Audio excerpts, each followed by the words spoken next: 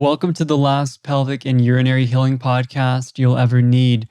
This is not a typical podcast, it's more like a full series. Each episode builds on the last, taking you through it in order. Do start at episode 1. That's very important. And then go through these in order. So, in this episode, we're talking about the new you, because for years you've been reactivating the neural circuitry of the past. And you've been removing the weeds. We've been talking about clearing out the patterns. We've been talking about taking the fear out of the symptoms, using calming practices, and then noticing and listening to the emotions. Now you can plant a new seed. You can actually go through this true metamorphosis, pruning the past tendencies of imbalance to now leaning into a new way of being. I've gone through this myself and continue to because we always have new levels and new layers of peeling back the self and reaching greater levels of truth within who we are, you could say. I went through the pelvic floor dysfunction, and then I also had different mind body syndrome symptoms coming up. I went through a divorce. We have 3 kids together. There were major life changes, and really leaning into the things I'm going to talk about today: neuroplasticity and understanding epigenetics better and heart brain coherence helped me so much. There were elements of this that I was utilizing when I was overcoming the pelvic floor dysfunction period of time. But then, even beyond that, to go from, I no longer want to be this person who is fearing speaking up for myself, that feels small and contracted. I honestly, I couldn't stand it. If I noticed I was afraid of something, if I noticed there was contraction, I was like, nope, I'm not doing that anymore. I am not going to live that way any longer. I choose to be here now. I choose to be love. I am who I am, and I'm no longer afraid. And I recognize that I experience joy when I do these things. I recognize that this is who I am, and it's okay to be who I am. And it's a leaning into who you truly are now that you've let go and pruned the past patterns that were collected over time to keep you safe, to keep you from feeling deep down, to keep you a part of the tribe that you're in at that moment in time. First, let's get into neuroplasticity. It's amazing how the brain can change at any age. That's what plastic means, this ability to change and meld and modify. We're always wiring and firing neurons together. If you wire and fire the same neurons together over and over and over again, you create that neural network. So, a really cool tool for this is mental rehearsal. Have you ever visualized something before you did it? Maybe you played basketball and you always visualized the perfect free throw, even when you weren't doing it. Or maybe right before you took the shot, you would see it go through. You would see it go through the basket. Athletes use this all the time. There are a lot of studies about mental rehearsal and how it is related, of course, with neuroplasticity, and what's happening here is quite fascinating, such as the study about the participants who purely visualized lifting weights versus the other group who actually lifted weights.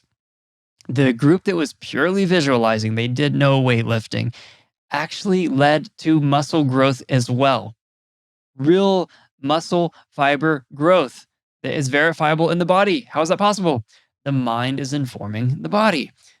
The body doesn't know what is real or imagined. You could be watching a movie or just imagining something terrifying, and your body will have a physiologic response in the same way as if it were really happening right now as a life or death situation. You can have a memory and you think about something that took place years ago, and it reactivates the same emotion, the same circuitry inside of you. You can also use this principle then for reprogramming. Instead of reactivating things that you don't want to propagate forward into your life, you can lay the tracks for your train to go in the direction that you want. Excuse my metaphor, it wasn't that great. So, and we want to utilize electromagnetism. Why? Because we're electromagnetic beings. We are already doing it. It's like when people talk about manifesting. I want to manifest something, bring this into my life. You're always manifesting. A manifestation is a physical representation of a dominant vibration. So, whenever you're reprogramming, you're doing mental rehearsal, you're visualizing who you're being and what your life is like, etc. The way you feel matters. It's so important.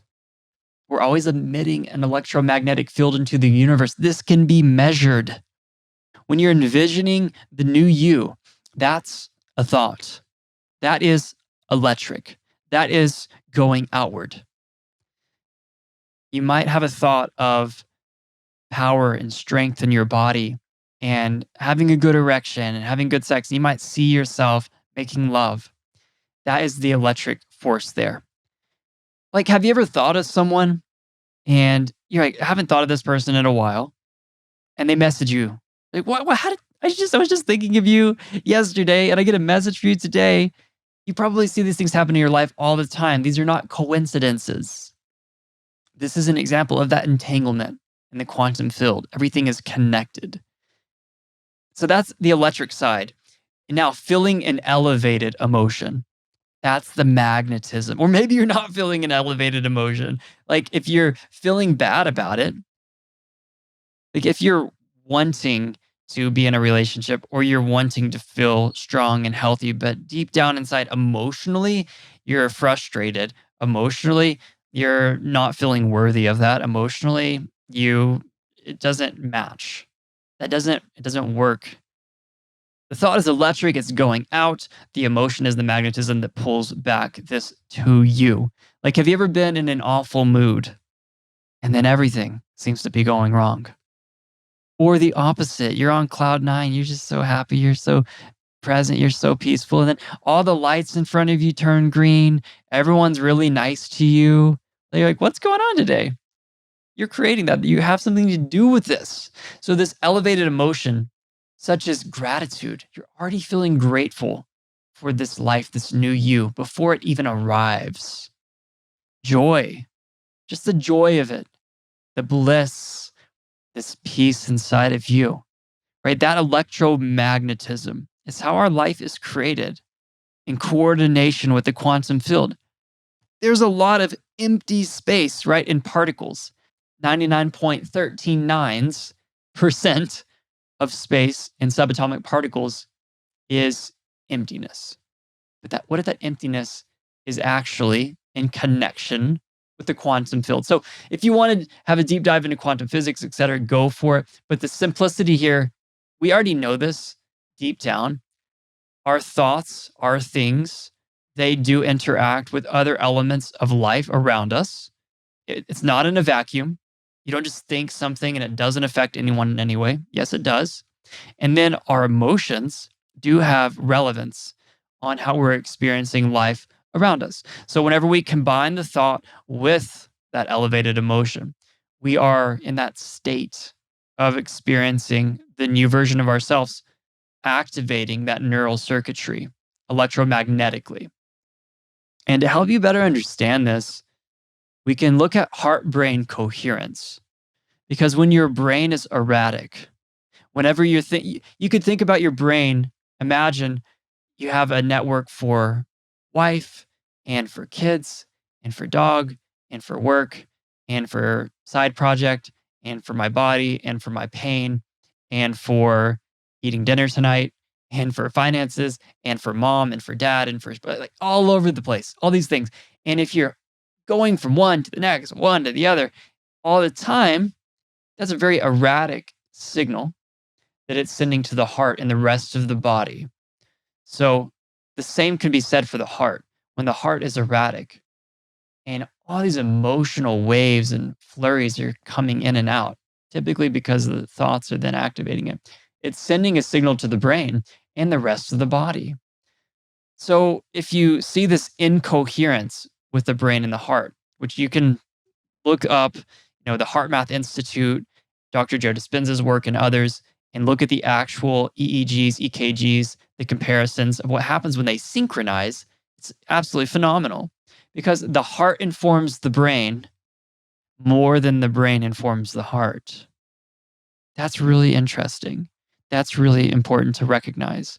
Our feeling, the love or the lack of it, has more to do with even our mental state and then our physiology than the other way around.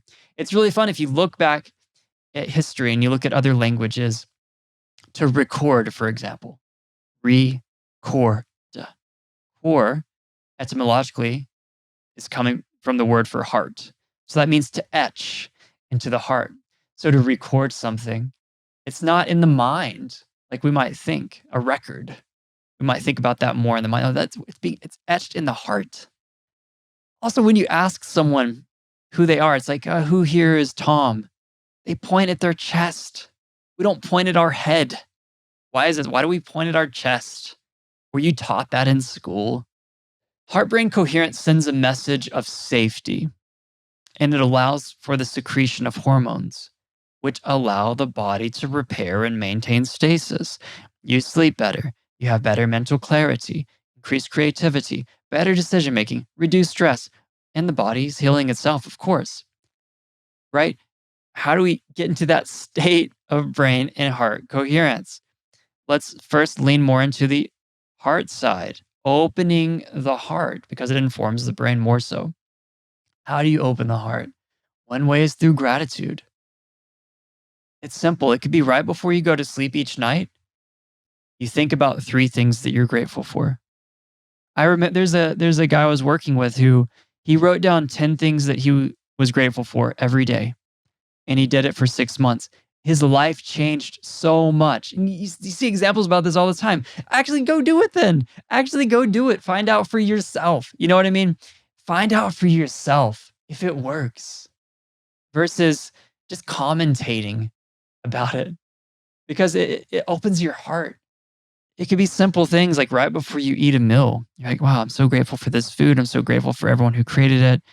Whenever you buy a product, you're like, wow, it's so amazing that someone actually thought of this and they care enough to make this, and all the people who manufactured it and they put their hands on it, and people who did the mining to bring these natural resources out so that we could have this technology or whatever it is. Having a greater level of awareness with an open heart. What about sending love? I love this practice.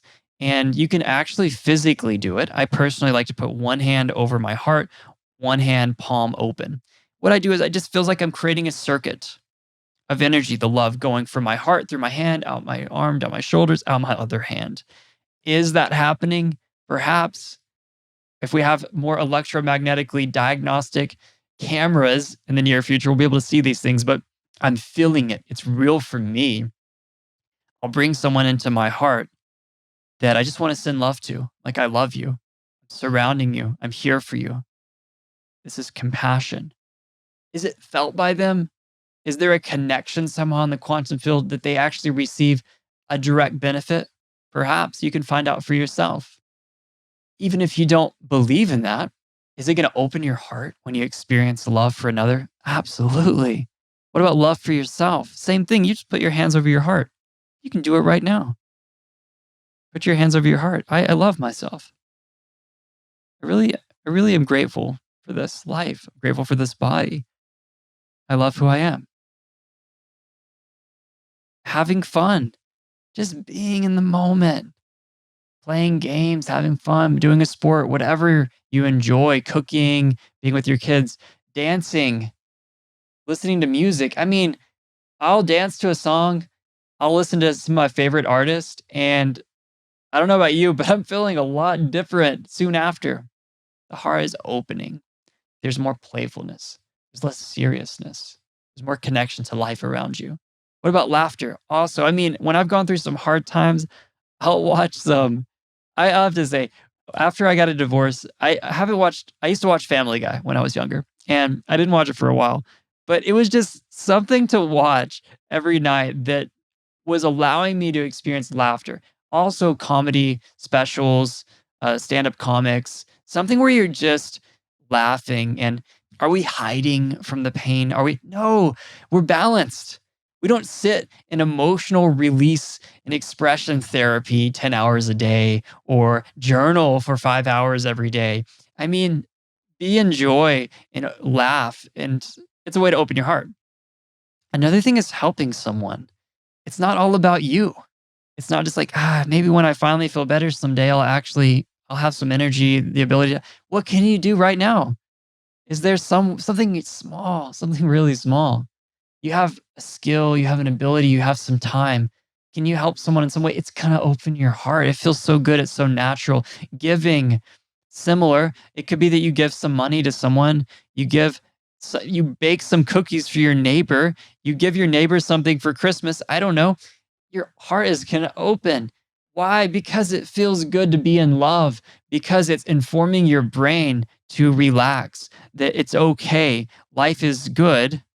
You don't have to worry and fixate on threats out there.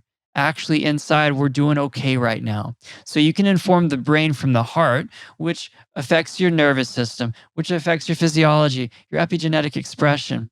And that's what we're going to get into next, epigenetics. Epi, it just means above genetics. So your environment influences your genetic expression. Before it was thought the external environment. But now studies have been done where you have identical twins with the same genetic makeup living in the exact same environment, the same town. One dies at the age of 80, one dies at the age of 50. Why did that happen? And you start to realize the inner environment has more to do with genetic expression than the outer environment. The environment is your blood, which is modulated by your thoughts and emotions, which release hormones into the blood. The chemistry is being changed moment by moment by moment. The genes are just blueprints, they are not a genetic destiny. You are the architect. You are the one who signals the gene to be built a certain way or not.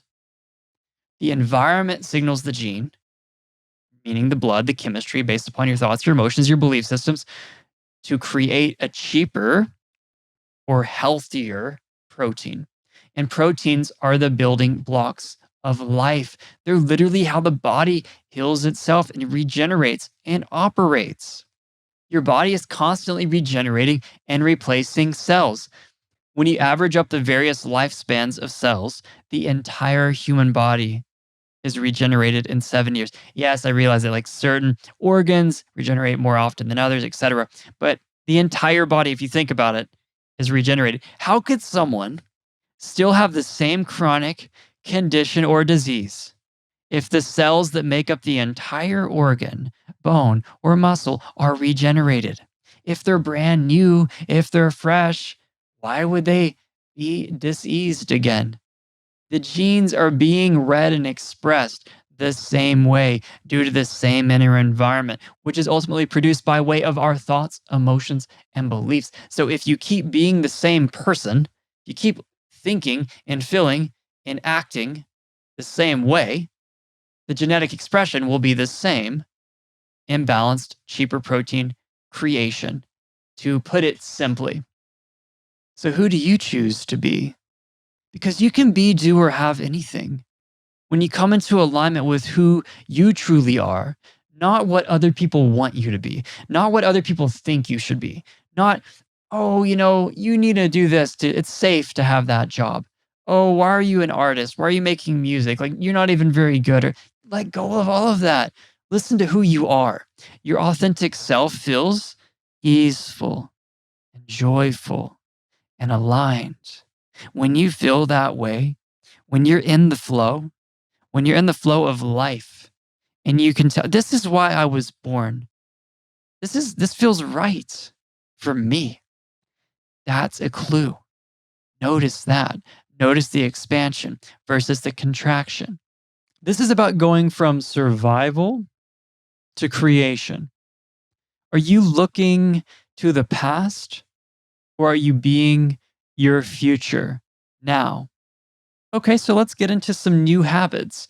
You might be curious, like, okay, this sounds pretty good, but how can I actually be that new version of me? What does that look like? Well, first of all, what habits were of the past you that you no longer choose to engage in? Write those down first. Be aware of those. Like, I used to be jealous and envious, and I would fear speaking up, and I would hide my true self from others because I thought they would ostracize me or whatever. Like, notice the addictive patterns, the playing small, the contraction, personality tendencies that are stress inducing, et cetera, et cetera, et cetera. Like, I don't choose to be that person any longer. I learned a lot. I'm grateful, but I no longer need that. Like, I've gotten the message. And then you can do something like write a future vision or make a vision board, for example. Personally, I've written some future visions. I was talking about how I went through that period of transformation after my divorce. And one thing that helped me so much is that I read about this idea in a book. Like, I'm going to do it. So I wrote out my life, what it will be like 1 year from that day. I wrote September 19th, 2020. And in the present tense, I said things like, I woke up this morning, my body feels relaxed and present. I'm so grateful to be alive. And I'm with my amazing, loving partner. And this is what I talked about things like what my body feels like, who I'm with, what I'm doing. I went over, different areas and aspects of my life. There were some big changes and I dated it. So I was like, this is what life will be like 1 year from now.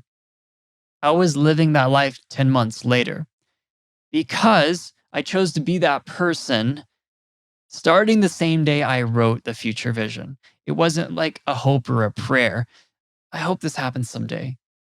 I know that's who I'm choosing to be, and I'm already grateful for it. And you could make a vision board, you can do different things. It's not that you have to put a date on it or any of that. I'm just giving you an example of ways in which to make a choice and make it clear that you've drawn a line in the sand, that I'm no longer this past self. Instead, I'm choosing to be this self. Now, I'm someone who has fun. I'm someone who's more free, more fluid. I actually take time out for my family and for my friends. And I experience creativity and I go out in nature and I go into deep meditations and I'm not afraid of what's inside of me or whatever it is. Like, whatever is important for you right now. This is leaning in to that new or true you, as we could say. The way that you speak does matter. You can speak your future into existence. Speak as if now.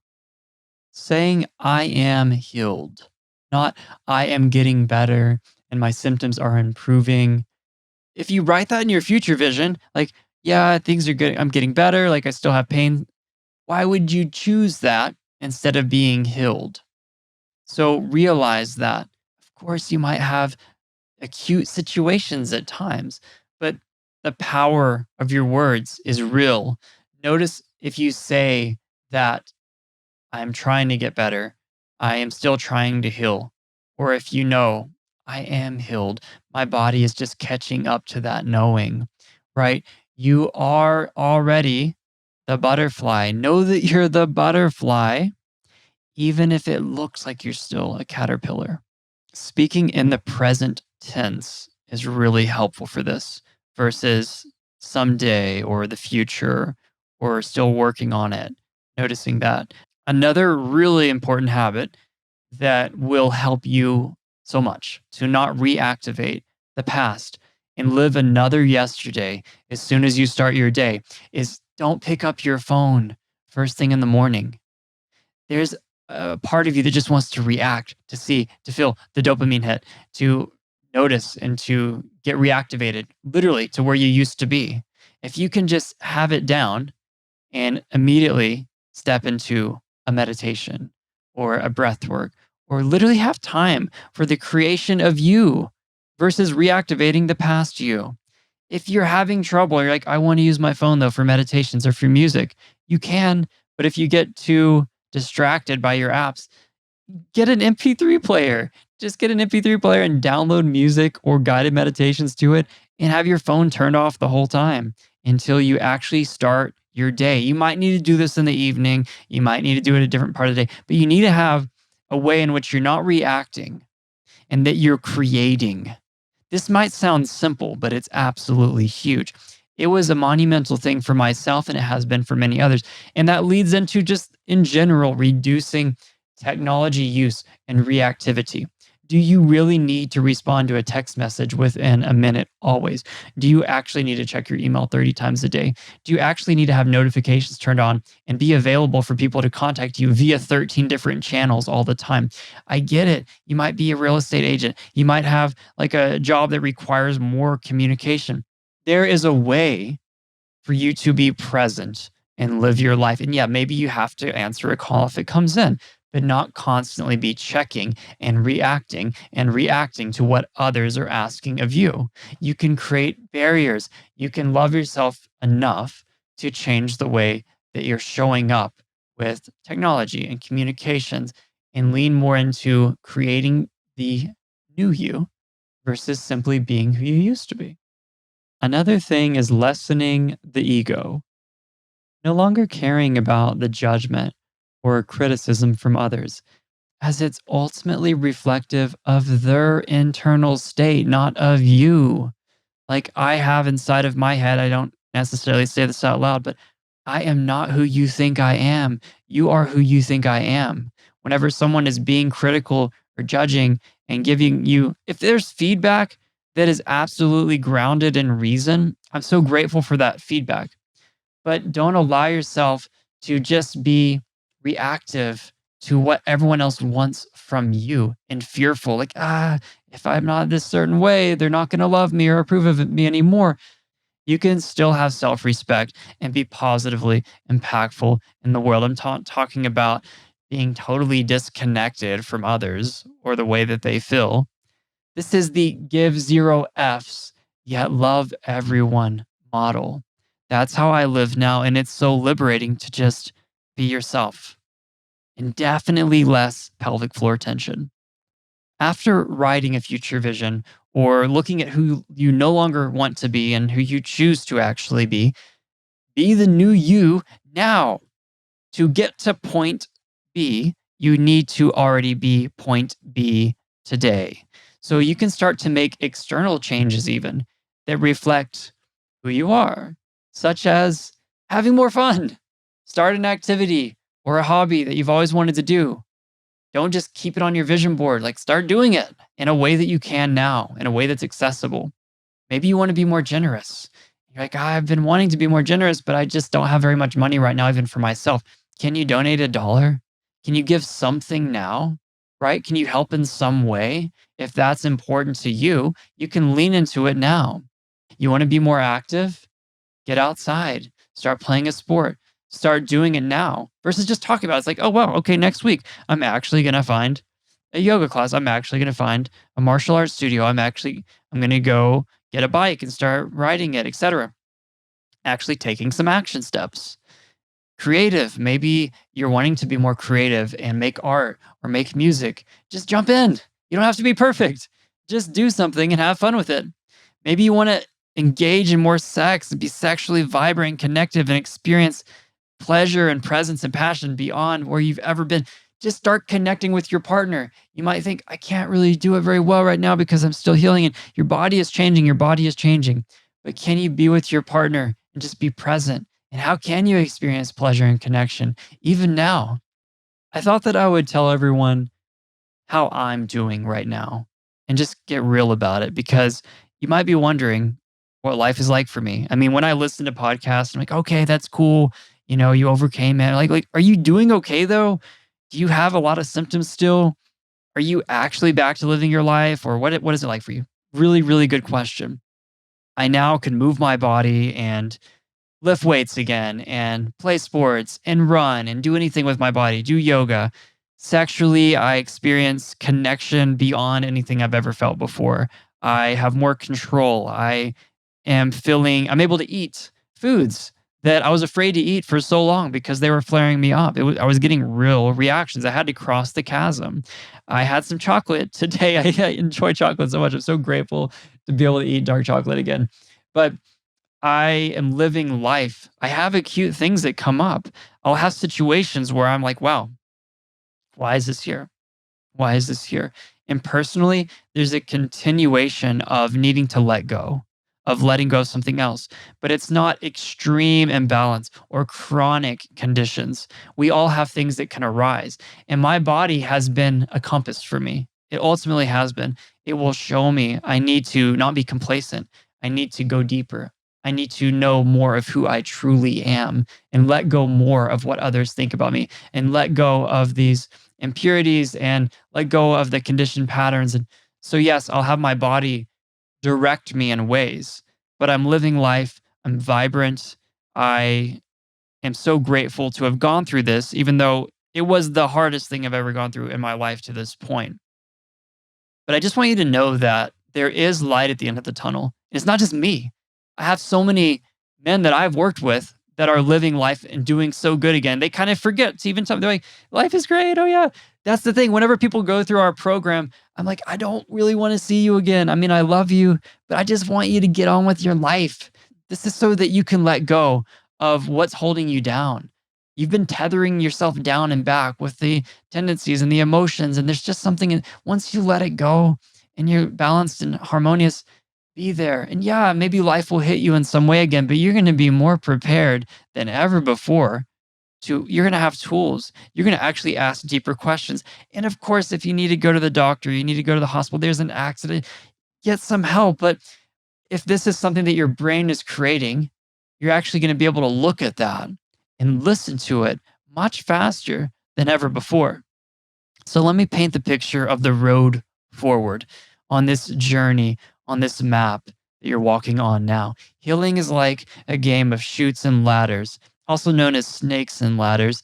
This is that game, right, where you're going up a ladder and then you're moving, and sometimes you hit the slide and you come back down, and you get a little bit higher, you go down. You ultimately make it to the top. You win the game. One of your siblings might beat you, and you might get upset, and you might have a repressed emotion. I'm just kidding, but this, what I mean is that there's improvement, and then typically there's like some backtracking, some improvement, some backtracking. When you're backtracking though, that's a flare up. Don't let those flare ups throw you out and turn that mind back on where you're like, no, I'm never going to get better. And then the fear and all that, let all the fear go. Keep it objective. During those flare ups, stay calm. Do a calming practice. We went over those. Simplify things. If you can, simplify life a little bit during a flare up. Remind yourself this is mind body syndrome. Don't look for what caused it out there. Oh, it's probably because of that thing I ate yesterday, or because I had sex, or don't look for what caused it out there. But do notice if there was an emotion or situational trigger. Do notice that. Because when you're feeling really good, like, I'm feeling awesome, I'm on vacation or having a great day, and your symptoms are lower and you're happy and you're joyful and it's feeling good. When do you go down? When does it change? Why do you go from feeling good to not? When does that happen? You might also experience something called an extinction burst. This is actually because your neural circuitry is changing, and there could be this major flare up before the pattern goes away. It's like its final attempt, its last hurrah, because this conditioned pattern has been strong for so long. There are many studies, neuroscience, that demonstrate this phenomenon if you want to look them up. But don't worry, this is actually a good sign that the pain is on its way out. But what if you're feeling stuck? You've been making progress. Maybe you had some flare ups, but you're getting better. And you're like at this plateau. You don't really think anything's changing now. Simplify your life. If you can take some responsibilities off of your plate, even simplifying at work some, you might even consider simplifying your diet. You might even do a cleanse to remove toxins and relieve stress on the body.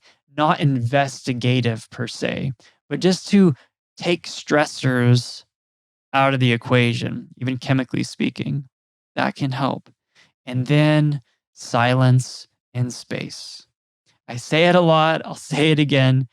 If you're stuck going out to a cabin in the woods, it doesn't have to be in the woods, it doesn't have to be a cabin, but being alone in nature for at least 2 days straight with no distractions is a good quote unquote action step. because it creates space and it creates silence. You might be like, I don't have the ability, I don't have the money. You can get a tent. You can go, it's one of the cheapest things to do, actually. Just go somewhere. You might have friends, family. Can you go out into nature where there's less distraction and energy all around you? And you don't have anything to do. You're like, I'm not doing anything for these. I say 2 days. It could be 5 days. It could be 4 days, whatever. It could, even if you can only do one full day, but two is really good because you have the whole night as well and the sleep, and then you wake up the next day. The reason why, and I'm not saying that go out there with the intention, I will figure out my root cause. It will happen at this 2 day retreat. No, no, no, don't do that. Just go and do nothing.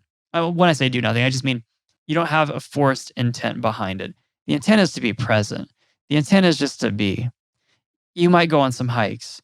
Maybe you'll exercise a little bit. Maybe read a little bit. If you're going to read, ideally something for fun or fiction, not about healing. Maybe you journal or write or you make some art, but it's not about doing. It's just about being present. Why does this help? It helps because you can hear what's beneath the surface more clearly. And the reason why is that your intuition is the strongest sense of direction. Becoming your own doctor. These are just words. I'm just pointing you in a direction. Everyone's just pointing you somewhere, but you'll know within yourself the next step, the next step. And that's easier to hear when you create space and silence. And remember, no one has to live with chronic issues, with chronic pain, but acute situations are normal. So we've gone over a lot. And you might be like, okay, Michael, this was a pretty good podcast. It was a good reminder for me. I heard a couple of new things even, but I've done a lot of that. I've done a lot of the emotional work. I've gone to plant medicine journeys. I've done stretching. I've done physical therapy. I've done meditation, and it's still here. Nothing is random. So the Hermetic law of cause and effect shows that for every effect, there's a cause. For every cause, there's an effect. But there are multiple levels of causation, even if you cannot perceive them immediately with your five senses. You might not be able to perceive the cause or why all this is playing out the way it is right now. You might be asked to surrender to what is completely with non resistance right now. Ultimately, follow your intuition. But there is a deeper layer always of self until you completely recognize who you actually are. This is one thing that helped me, right? I had to let go of trying to get better. I still did things that were good for me. I was like, I'm going to move my body in a healthy way and I'm going to eat healthy foods and live in joy. And there are some symptoms today. But I let go of having to get quote unquote 100% better in order to actually have the symptoms go away. But what if they're still there? Surrendering, noticing that there could be another level of causation in the silence and space, doing the best that you can in this moment. You don't have to do this alone. I honestly encourage you to have support. Remember, there is power in having the tools, having the actual practices, whether it be meditations or journaling or movement or whatever, having actual tools that can guide you more closely. Having a coach or a guide along this journey is extremely helpful, especially if they've been there before, whether it be myself or one of our coaches or someone else. But asking for help, you don't have to do this on your own. That's why we created the Overcome program. Honestly, I wanted to put all of the tools there. I partnered with Dr. Brianne Grogan. We co-created this methodology. And it's not just a course or information. This podcast has a lot of information in it, but how do you actually live it? How do you embody it? How do you apply it? How do you integrate it? So there are a lot of guided audios, breathwork, meditations, movement routines that are custom designed, journaling prompts, growth work, lessons. It takes you through the whole thing. And having coaching support is huge. Also, there's power in community. When you just talk with others and interact about what's going on, but a community of transformers, not complainers.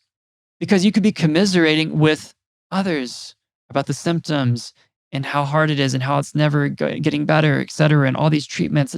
Or you could be talking about possibility and really getting into the root causes and really expanding your mind and having that loving support around you. And really, it's so interesting and it's so surprising, but everyone says the same thing after recovering, that they're grateful for this experience, that there was a gift in the pain. That might be really hard to hear when you're in this moment. There's like, how can I don't want this. I don't want this at all. But when you recognize that there was a gift here for you, and what if you could know what that gift is now?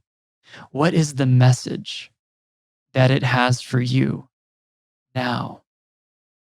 Like Alan Watts said, when you get the message, hang up the phone. It's time to go from information to application because the mind can be obsessed with more information, more books, more programs, more thinking. This may be an avoidance behavior, keeping you from looking at the parts of you that need to change, the parts of you which have created this imbalance. I can't wait to hear your story of healing. It was an honor and a privilege. Until next time.